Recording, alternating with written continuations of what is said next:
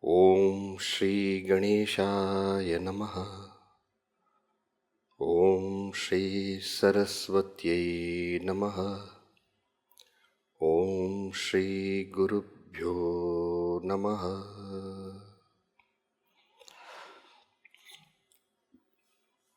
The topic which we are going to discuss, probably let's say 45 minutes or so. Yeah? Is that right? So, and then probably we'll open it also for some doubts or questions also. So the topic is the 3 yeses of spiritual life. 3 yeses. Some of you may also try to find out what would these 3 yeses which Swamiji is speaking about, and you may have your own probably some kind of expectation what could be the 3 yeses.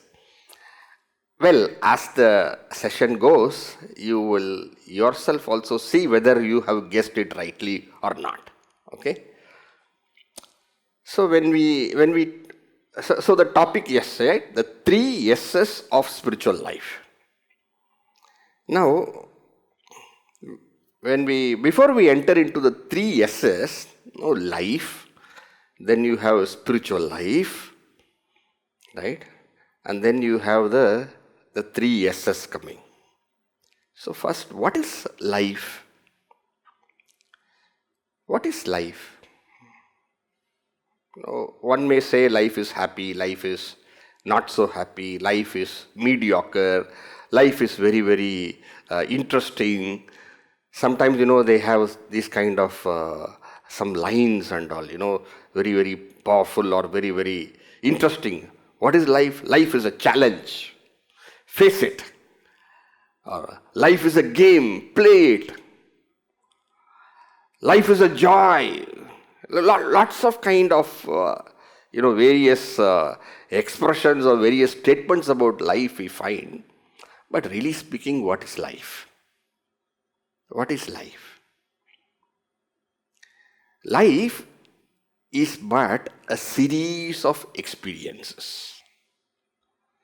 Right from the time we are born, up to the time probably when we are going to drop the body, which we call one life, right?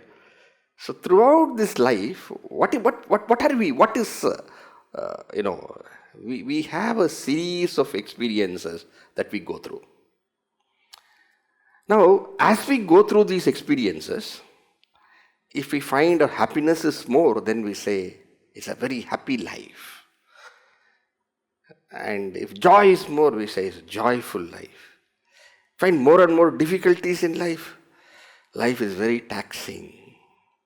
So many experiences we can say, so many ways we can say about life, but the fact of life is that it is just but a series of experiences. In other words, experiences form the building block of life. I don't think this is very difficult for anyone to comprehend. Like a wall or a building is nothing but what? It's a bricks make the wall, bricks make the building, right? Essentially. So in the same way, experiences one after another join together, and we have a whole complete look at it, and then we call it as life. So actually what we are going through is experiences. But like how it's only brick, but from distance when you look at it, you give a title, you give a name, wall, building. Like that, when we look at our whole stream of experiences that we go through, then we call it as life. So that is life. Now we have spiritual life, right? Now when we say spiritual life, definitely there is something called material life.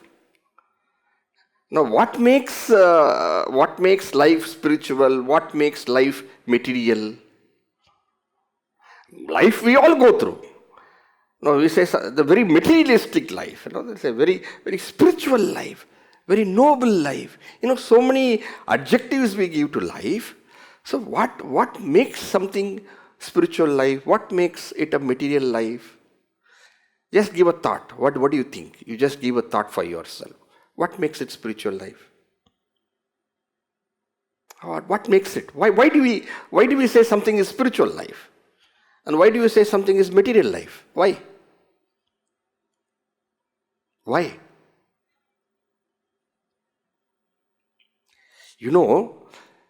We call it as material life if the goal is material. We call as spiritual life if the goal is spiritual.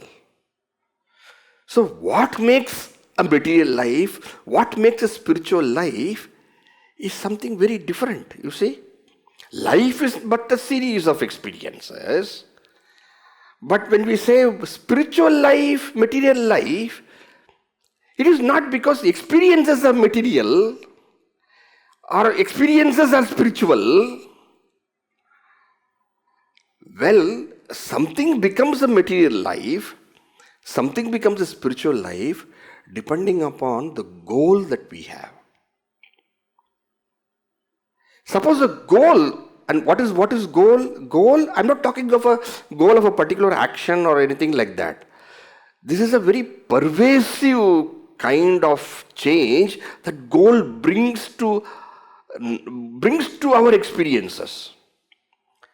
Now, when you have a goal, let us say, what is a material goal?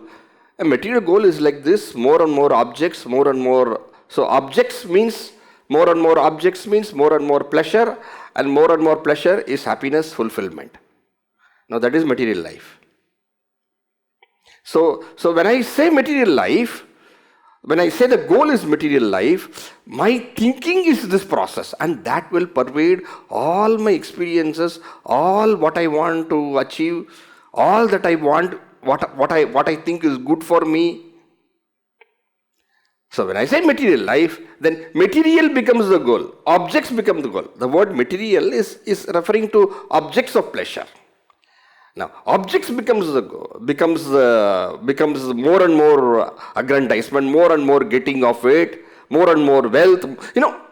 See, remember, wealth is not, nothing is the goal.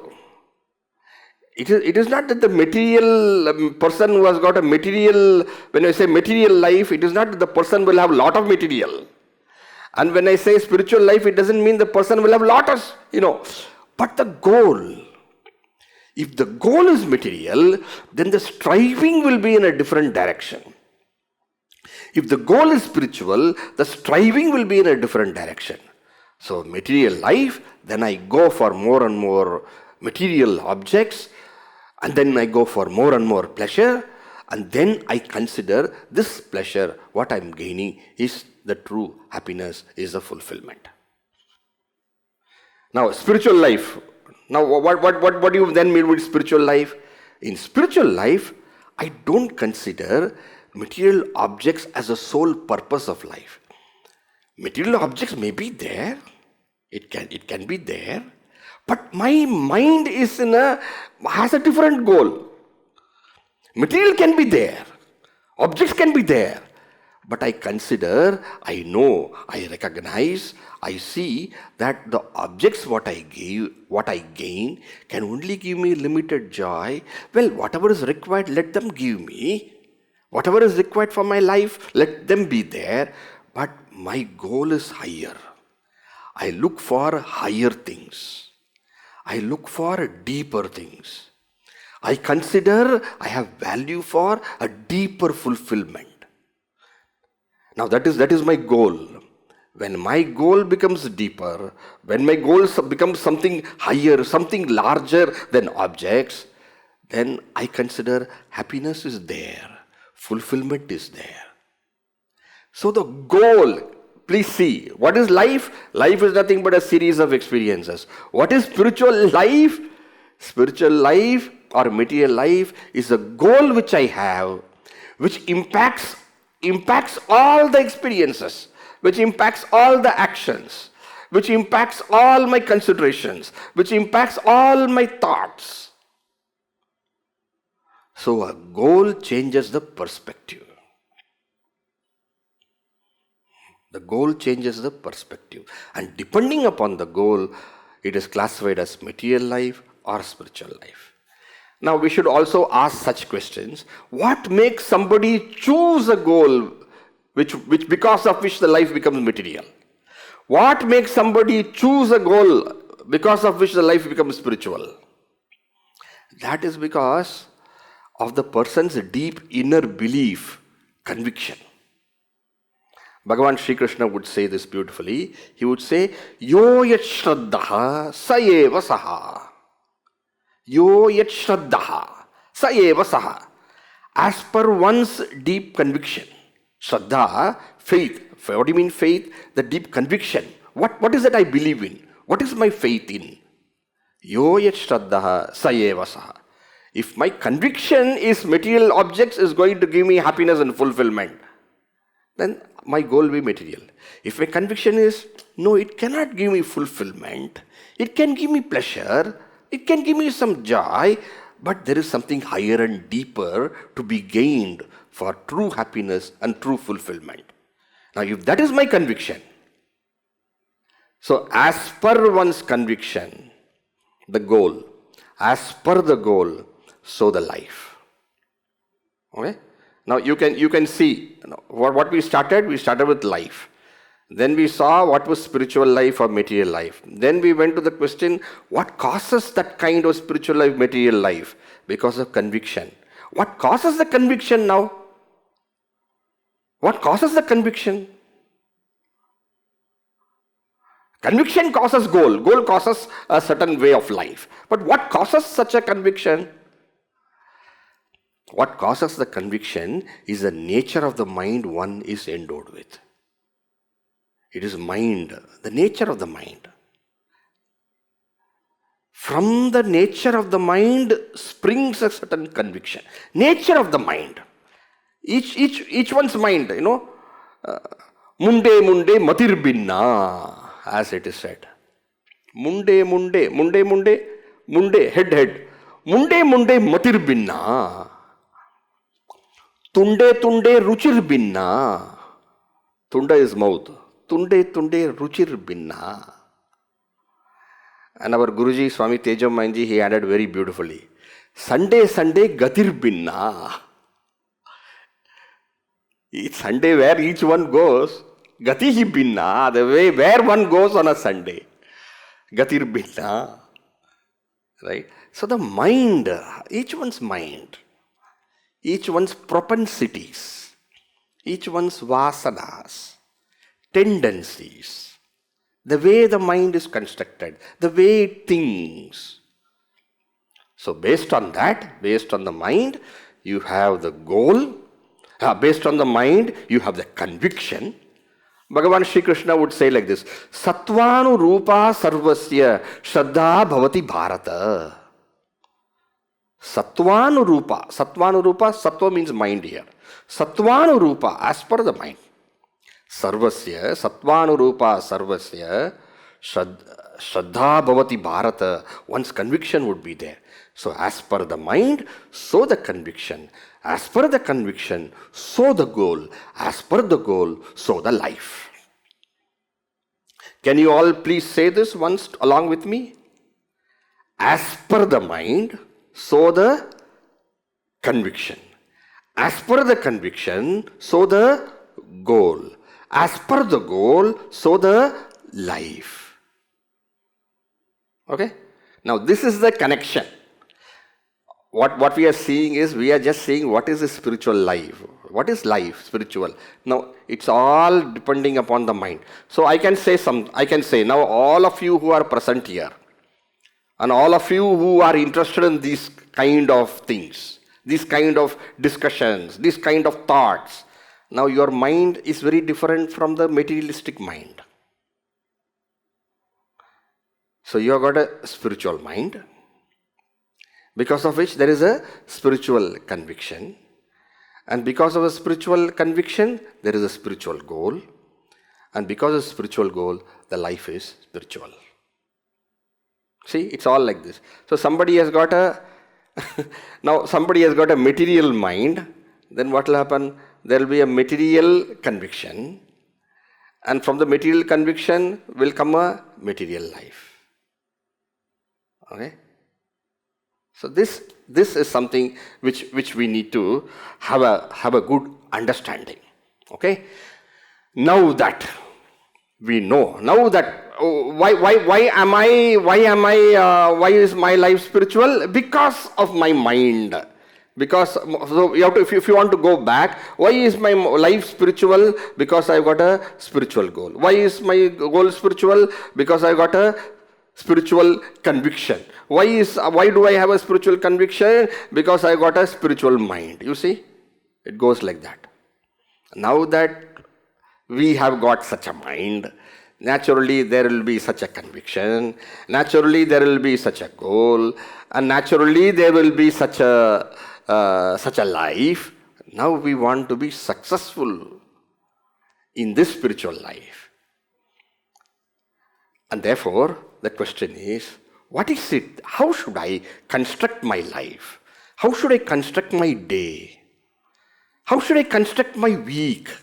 How should I construct my month? How should I construct my year? Meaning, how should I construct my life in such a manner that I am able to fulfill my spiritual aspirations and reach that spiritual goal and find fulfillment? Because my mind is this whereby, Swamiji, then material mind means we have material goals, then material, then spiritual mind, then both way also it can be there. No, my dear friend, you are better off. Let me tell you, you are better off. It is not that you have a choice and option. That is a erroneous thinking. Yes, material life can give material things, and material things can give a material pleasure, but that cannot be true happiness and true fulfillment. That is required for the daily sustenance and life. But to think that will give me all fulfillment and all happiness is a erroneous thinking. That is an immature thought. Bala, as the Upanishads will say. And Bhagavan Shankaracharya will say, Mudaha. Bhagavan Sri Krishna would say, Vimudaha. And Pujya Gurudev, whenever he used to explain Vimudaha, he would say, those who have done doctorate in foolishness. So we are blessed, and we are lucky, we are fortunate. And the Upanishads would call us Dhanyaha, the blessed. Okay, let us walk the path. Now, what are the things I need to do to make it successful? And in that context, you have the 3 yeses. 3 yeses. If you have not thought what would be the 3 yeses, now just give a thought for a few seconds, just give a thought. What should be the 3 yeses which will constitute for success in the spiritual life? And now I am addressing all people who are interested in spiritual life. My dear friends, my dear co-seekers, you please tell me, what would be the 3 yeses? If it is there will be spiritual accomplishment and spiritual fulfillment. And if it is not there, there cannot be spiritual success and spiritual fulfillment. What would be those 3 yeses? What are the inevitable yeses? What would be that? What do you think? Shall I say? Swamiji, only you have to say. Now, you are the one. Yes. What are the 3 yeses? Yes, 1 is sadhana. Okay? Sadhana. Yes, 2 would be Swadhyaya. 2. Yes, 2. Yes, 3, Seva. Okay?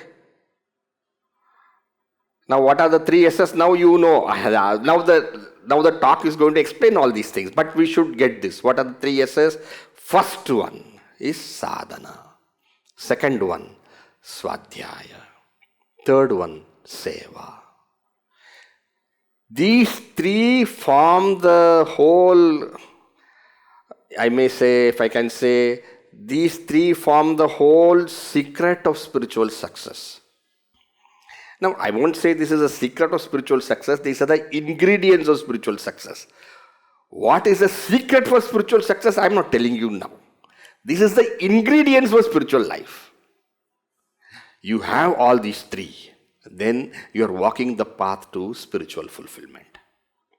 You are walking the path to the divine. You are sure you are walking the path. Sure. These three should be there. First one, sadhana. What is sadhana? Sadhana means, Swamiji, spiritual practice. Yes, you are right. Sadhana is spiritual practice. Really speaking, the meaning of the word sadhana is not spiritual practice.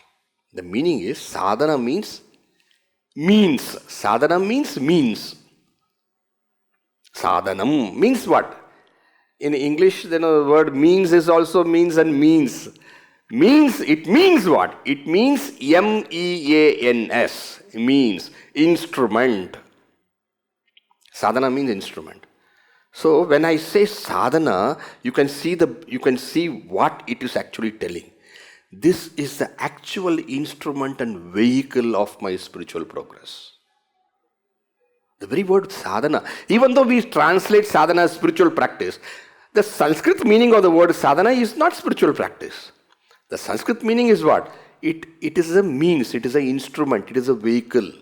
It is through which, by which, we say, is it not? By which, through which, by which I travel, through which I go. Suppose I want to go from here, let us say to somewhere, I'm in Cochin. Suppose I want to go to, let us say, some place nearby. I would take a bus. So bus becomes sadhana. Right?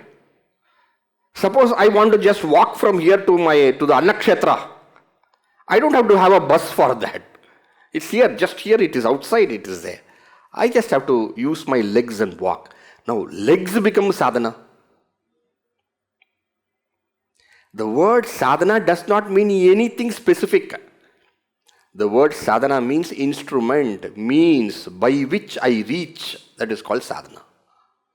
So by the very fact of sadhana, you can see the importance of what it is, by which I can accomplish my spiritual goals. What are those? Now the beauty of Sanatana Dharma is freedom. That's the beauty. You decide what is your sadhana. That's the beauty. You decide. What is the sadhana? You decide. Now, Swamiji, give me some choice for me to decide. Bhagavan Ramana Maharshi says beautifully. I think some of you may know if you have studied Upadesha Sara. Kaya Vangmana Karyamuttamam Pujanam Japa Chintanam Kramat. So he gives us three sadhanas. You can choose whatever you want. In one of them, you have to bring the body to action. Okay? Body, kaya. Kaya means body. In another, you have to bring your speech to action. Vak means speech. In another, you have to bring your mind to action. Some people, when they hear this, they think that for one I have to use body, for another I have to use speech, for another I have to use mind. That means what? For kaya and vak, I don't have to use mind. The sadhana which I take up through my body, I don't have to use my mind. No, it doesn't mean that. You have to use mind everywhere. You can't be mindless. You have to use your mind everywhere. But the beauty is that in the first, what you take up through the body is uniquely used for enabling that sadhana. In the second, the speech is uniquely used to enable that sadhana. And in the third, the mind is used to enable that sadhana. This kaya, vak, mana, body, speech and mind, these are called the three karana, the three means, the three instruments that we possess. Anything we do, we do through these. So what is the sadhana which we take up through the body? what we take up through the body, the sadhana, remember, for that also mind is there, for that also speech is there. But what is unique there is the body. What we take up through that is called puja. Puja is a sadhana we take up through the body. So what do you do in puja? It's not that you are new to puja. It's not that you don't understand what is puja. You know what is puja. But what is the whole philosophy behind that puja? The whole philosophy is that I connect to God in a very concrete manner. I connect to God. In puja, we take Bhagavan as a guest, Bhagavan as a friend. Whatever you want to say, but we are inviting Bhagavan. So that's called avahanam. And once you have that avahana, you invoke Bhagavan. Bhagavan, please be seated, asana. Now Bhagavan, somebody comes to our house, what do? We nowadays I don't know we do that, but earlier when people used to walk and come and all those things, we have to wash their feet. The feet has to be washed. Right? They wash their feet. Now here with Bhagavan, we wash the feet of Bhagavan. That becomes padyam. Then we wash our hand, argyam. Then we give some water to drink, achamanam. You see, the various steps of puja, what is it actually? We are concretely connecting with God. In other words, the presence of God is being felt. If it is mechanically done, it can't be puja. The presence of God is felt. I keep God as so close to me. I connect with God in a very personal manner. As a Bhagavan who is coming to my house, as my friend who is coming to my house. And every day I do this. Then imagine what happens. Then my feeling, my connection, my touch with God becomes stronger and stronger. Every sadhana you will find has got one purpose. The presence of God is made deeper in one's life. That is the purpose of all sadhana. So you have the Shodasha Upachara Puja, the 16 steps. Shodasha Upachara Puja. Or sometimes, it becomes big. Then what happens? There is something called as Panchopachara Puja, which is very short. Instead of 16 steps, you have 5 steps. Gandha, Pushpa, Dhupa, Deepa, Naivedya. 5 steps only. Gandha is fragrance. So we have agarbatti, gandha. Pushpa is flower. Dhupa is light. Dhupa is light. Gandha is fragrance. Pushpa is flower. Dhupa is agarbatti, whatever. Deepa is light. Naivedya is what we offer. In whatever be the steps, my dear friends, in puja, what is being established is a very concrete manner by which I connect with God is established. That is puja. Now go to the next one. That's called japa. Japa. What is japa? Japa is what? Japa is chanting the name of the Lord. So when you chant the name of the Lord, again everything has to be consciously done. Okay? Nothing should be done in a mechanical, way where, sometimes we take japamala and then we do japa. And by the time we finish japa, mala is over. Then we see, wow, I did japa, mala is over. But our mind was not there. We are all doing likita japa, the name of the Lord, the name of our Pujya Gurudev. Now, when we do likita japa, again consciously we do. Every step is consciously done. Only then it becomes part of our sadhana, actual sadhana. Otherwise, it's just mechanically done. Something is better than nothing, they say. But something is better than nothing, they say. That is good. Something is better than nothing. But sometimes I have also heard nothing is better than nonsense. Something is better than nothing, but nothing is better than nonsense. Of course, we are not doing nonsense. Let us do whatever we are doing very, very consciously. Very, very deeply, with the involvement of our heart, with the involvement of a feeling. Let that sadhana that we do change our contours from within. Let our thinking process be God-oriented. Let our thoughts invoke the divine in our hearts. Okay? Japa is a very, very effective means. Why Japa is a very effective means? For Japa, usually we use, when we say walk, we use, right? We say with our Japa, Om Namah Shivaya, Om Namah Shivaya, Om Shri Chinmaya Sadgurave Namaha. Whatever Japa we are doing, we say with our speech. Of course, we can also write. That becomes also, then it becomes the usage of our body also. But even when we do that, we should utter it. Whatever Japa, Likita Japa we are doing, we utter it also. In fact, we are doing Likita Japa so that our mind, our speech are focused. We are taking help of our body so that we can focus. So that consciously we can do. So either you can verbally chant whatever you are writing, or you can also mentally chant. Both ways is fine. But that should happen continuously as we write. Otherwise it is not Japa. Okay? Otherwise it is not Japa. You are writing, but along with it that speech should be involved. That mind should be involved. Then it becomes Japa. So that is Japa. So puja, Japa, and the last one is what? Pujanam Japas Chintanam Kramat. Chintanam is Dhyana. One can take the form of the Lord, and in our heart we can see that Lord. Okay? We can see that Lord. If a Guru, then see the form of the Guru. So with the mind you are doing it, that becomes Dhyana. Now suppose this is with a form, Rupa, Guna.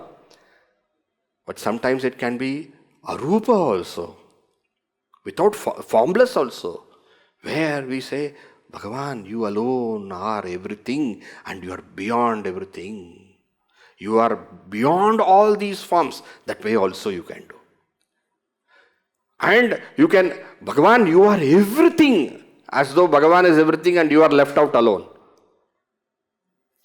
You put yourself also into Bhagavan. Don't keep yourself as separate and then Bhagavan as separate. Put yourself. Don't limit Bhagavan. You cannot say, Bhagavan, you are everything except me. That ego of oneself also you put inside Bhagavan. Dissolve yourself in the Lord.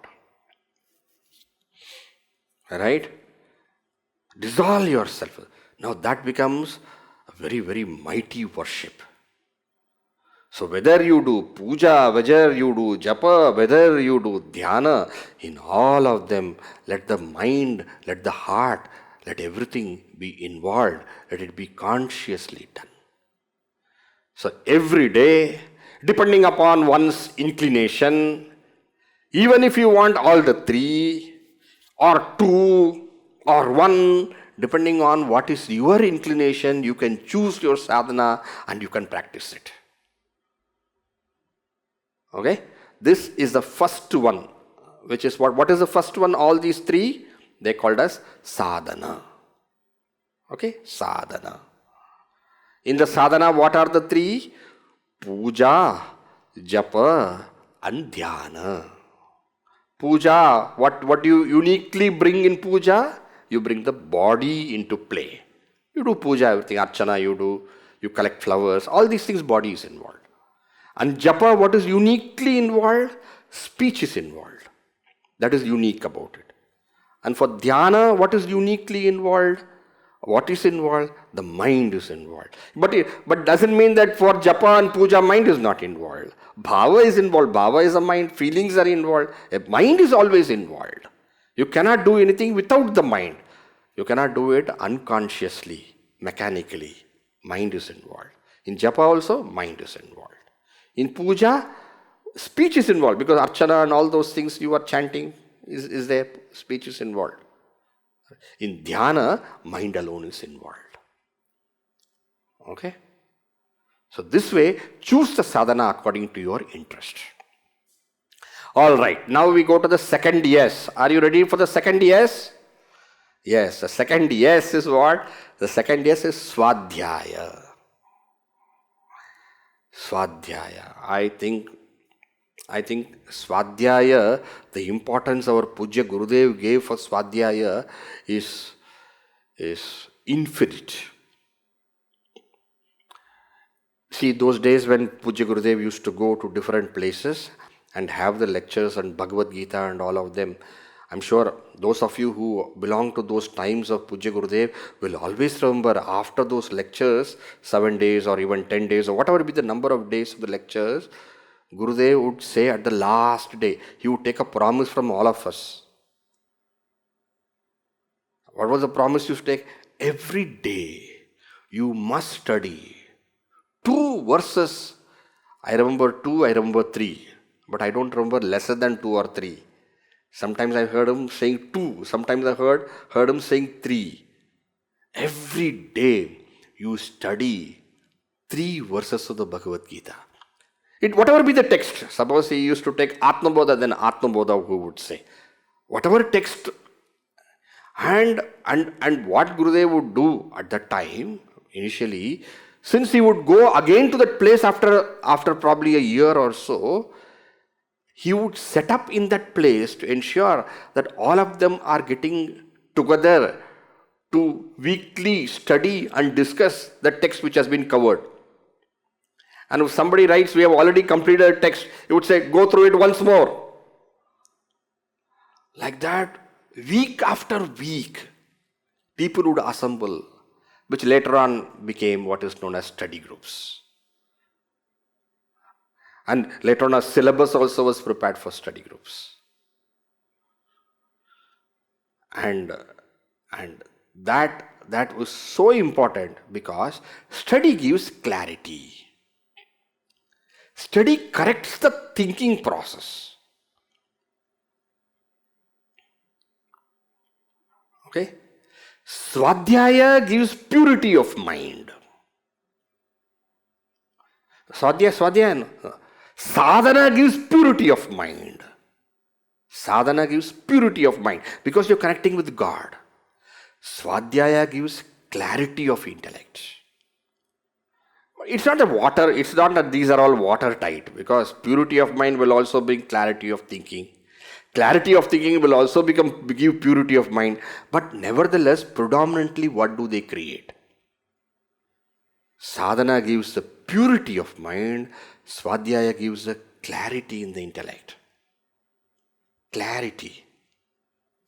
And purity and clarity is spiritual life. Purity and clarity is spiritual life. If somebody is asking what is spiritual life, you can say purity plus clarity is equal to spirituality. Okay? Purity plus clarity. Clarity of thinking comes through Swadhyaya. Please do that. And when I say study, it's not just book study, it's also listening. What are we doing now? We are also doing Swadhyaya only. Listening is also Swadhyaya. Wherever you are thinking, you are using your thinking process. Wherever you are alert and then learning and understanding. And remember, understand and then stand under, okay? Swamiji, I study Bhagavad Gita. Why do I study Bhagavad Gita? To impress someone. What is it? Wasting your time. I'm studying. Why? So that I can tell someone. Yes, you can tell, you should tell. I'm not saying no. But what is more important is that allow that knowledge to transform.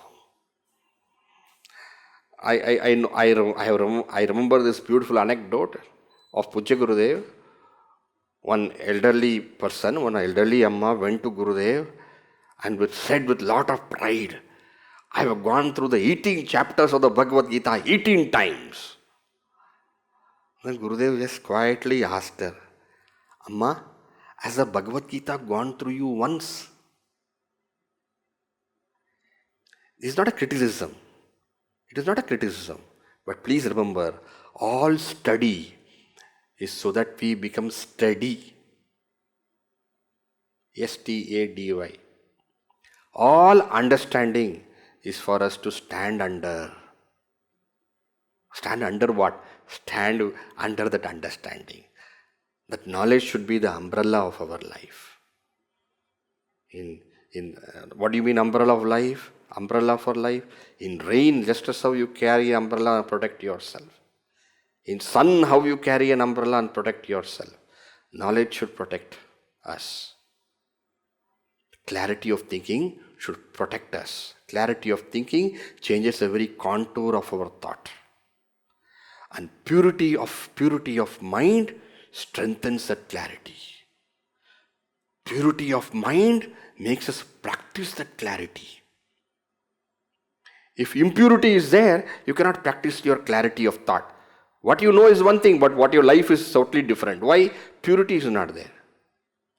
With purity is there, and then you get clarity, then the clarity you will be able to practice. Okay? That is the importance of Swadhyaya. Purity is important, clarity is also important. Clarity is important, purity also is important. Both of them come together. Like how two hands join together and then you can clap, is it not? Spiritual life is made by purity and clarity coming together and clapping. Purity by sadhana, clarity by Swadhyaya, get them together. Alright? So Swadhyaya. I cannot tell more, I can keep on speaking about Swadhyaya, but please understand, there is a, what Swamiji, what should I understand? I should understand that every day I need to do that. The Vedas says Swadhyayo Adhyetavya. Every day one should study the portion of the Veda. Vedo Nityam Adhiyatam is the very first line of Bhagavan Shankaracharya's teaching in Sadhana Panchakam. Vedo Nityam Adhiyatam. Daily study the Veda. Daily study the Veda. Veda. Daily ensure that you are connected to the spiritual wisdom. Okay? So that is the second yes. Okay? Swamiji, can you tell more about Swadhyaya? More about Swadhyaya is only one. Every day you study, don't drop it. That is most important. What more can I tell about that? Okay? Swadhyaya is as much important to your spiritual health as food is important to your physical health. A nutritious food, right? A very healthy body. What you bring to your understanding will play that important role of constructing your true thinking, right thinking. Because a person is what he thinks, she thinks. Sattvanurupa sarvasya shraddha bhavati bharata. Remember, according to the mind, so the conviction. As per the conviction, so the goal. So mind, intellect, how it is, that is very important. If that goes wrong, everything will go wrong. In Tamil, we have a small proverb, we say, Buddhiki tagunda sugam. Buddhiki tagunda sugam. Meaning, a person's happiness depends upon as much as his thinking process is correct. Okay? Alright. So this is the second yes. Now let me go to the third yes. The third yes is Seva. Swamiji, why are you speaking that Seva? Why are you saying it is so important that Seva? Third yes, you made it one of the yes. Why? Because, why is Seva so important? Seva is so important because we are always thinking only about ourselves. That correction cannot be changed in just thinking only. We have to give an opportunity where we see joy in the joy of others. Where we see fulfillment in the happiness of others. Where we feel productive by doing something useful for someone else. Do you know why people marry? What, Swami? Why people marry? Do you know why people? Suddenly you are telling why people marry. I am telling the Shastra way, Shastra reason why people marry. The Shastra reason why somebody marries is to forget the individuality. That is a Shastra. That is why it is called samskara, purification. Why purification? If a person is married, say a man, woman, they are married, then what is the thinking? The other person's joy is my joy. That is how marriage should be, okay? I have to take joy from the other person to myself. No. Joy of the other person is my joy. You see, in all good families, strong families, you will find each one feeling that the joy of the other is their own joy. That's a strong family. So first the person is married. Why? The other person's joy becomes my joy. That means what is happening? You are expanding yourself, you see. Well, the final ultimate truth is the whole world is myself. But how do we come to that? We have to start with small steps, is it not? They say a journey of 1,000 miles begins with a single step. Seva is that. Seva is an opportunity to expand ourselves. Not expand the ego. Self is not the ego. The self is a true self. Seva is an opportunity to expand your true nature, to see the world as yourself, and finally embrace the whole world. I remember a very interesting anecdote which Guruji used to say. It seems that somebody went to Balganga Tilak's home. One youngster went to Balganga Tilak's home. The great Balganga Tilakji, okay, went to his home and was searching in the home something. Youngster going to the home and searching in his home something. So he was wondering, Balganga Tilakji wondering, what is he searching? That boy, that youngster asked, where is the puja room? Where is the puja room? Tilakji said, I will show you my puja room. Come. He took him to the terrace and then pointed out to the streets, the people, and then said, look, this is my puja room. You see? This is my puja room. You see? Jagata Ishadhi Yukta Sevanam. Considering the world as God and serving. Okay? Now, Swamiji, now what should I do now? I am in my home, I should go out and... Seva will come. Any way you find to make somebody happy, that is Seva. Okay? Any way you find.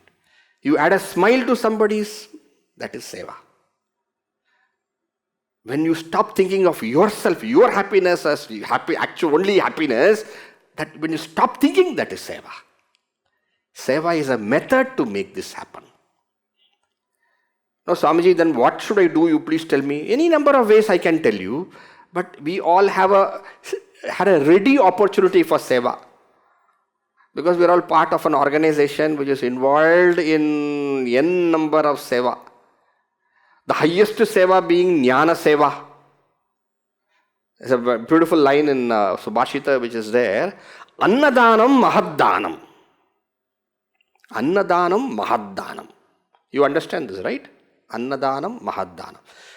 Vidyadanam Mahattaraha.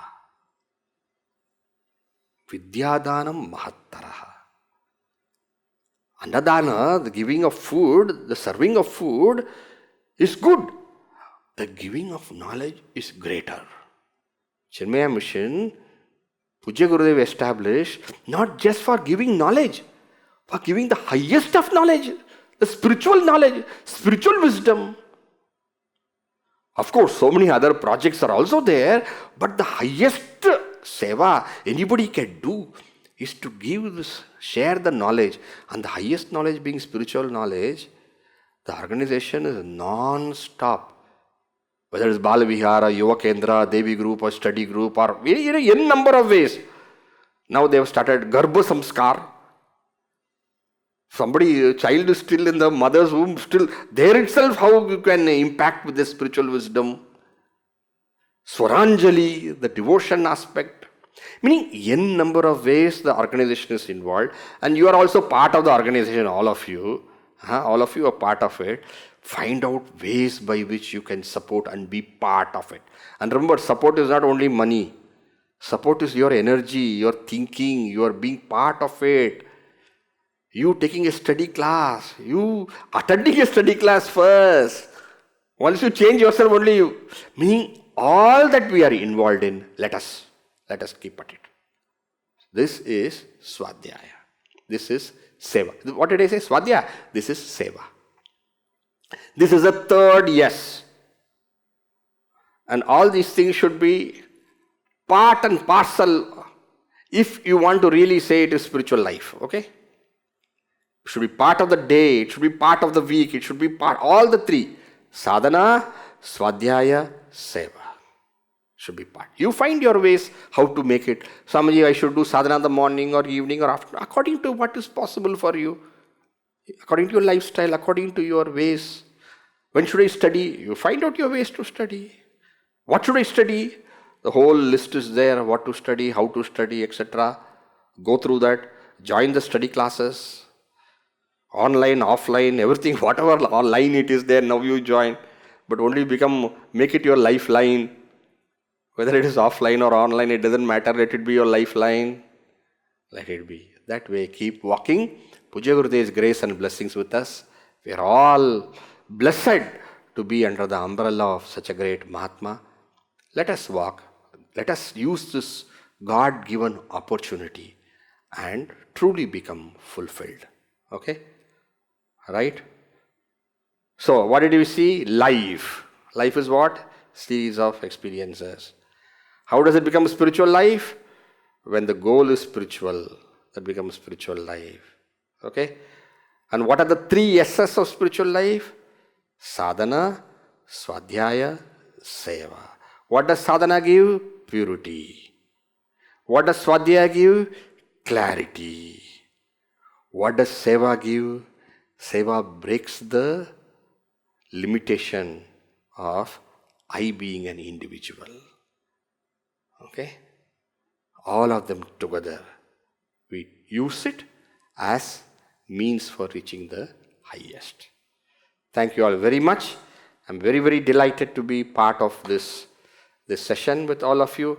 It has been an enjoyable experience sharing these thoughts, and I'm not sure if time is there for taking questions. I leave it to the team.